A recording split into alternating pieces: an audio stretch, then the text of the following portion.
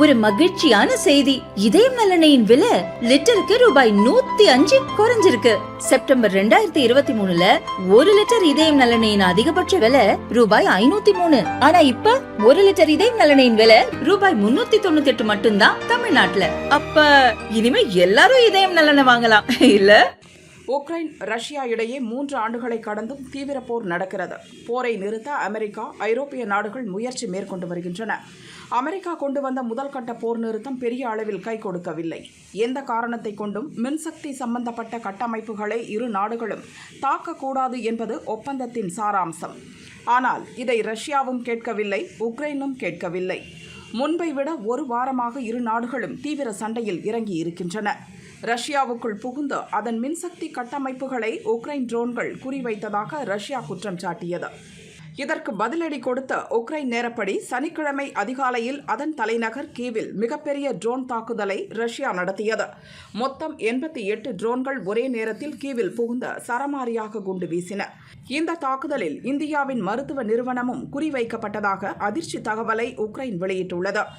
இந்தியாவின் குசும் ஃபார்மா நிறுவனத்துக்கு சொந்தமான மிகப்பெரிய மருந்து கிடங்கை குறிவைத்து ரஷ்யா அழித்துவிட்டது. இந்தியாவுடன் மிகவும் சிறப்பு வாய்ந்த நட்பை பேணி வருவதாக சொல்லிவிட்டு வேண்டுமென்றே இந்தியாவின் மருந்து கம்பெனிக்கு சொந்தமான முக்கிய கிடங்கை ரஷ்யா குறிவைத்துள்ளது.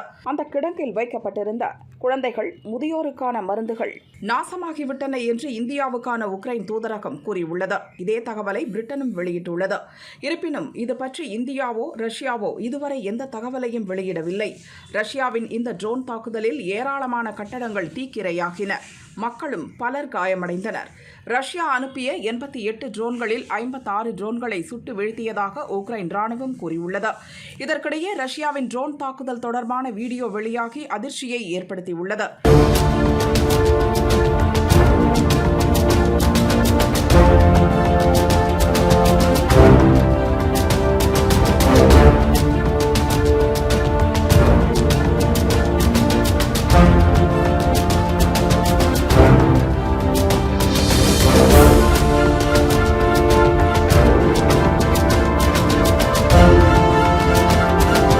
இந்த தாக்குதல் முடிந்த 12 மணி நேரம் கழித்து பயங்கரமான பாலிஸ்டிக் ஏவுகணை தாக்குதலையும் ரஷ்யா நடத்தியது. சுமி நகரில் ரஷ்யாவின் சக்தி வாய்ந்த ஏவுகணை விழுந்து வெடித்தது. இதில் பல கட்டுமானங்கள் தரைமட்டமாகின. 20க்கும் மேற்பட்ட உக்ரைனியர்கள் கொல்லப்பட்டனர். ரஷ்யாவை உலக நாடுகள் கட்டுப்படுத்த வேண்டும்.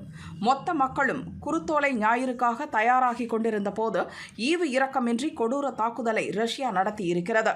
உலக நாடுகள் ரஷ்யாவை கண்டிக்க வேண்டும். அதன் மூர்க்கத்தனத்தை கட்டுப்படுத்த வேண்டும் என்று உக்ரைன் அதிபர் ஜெலன்ஸ்கி வலியுறுத்தினார்.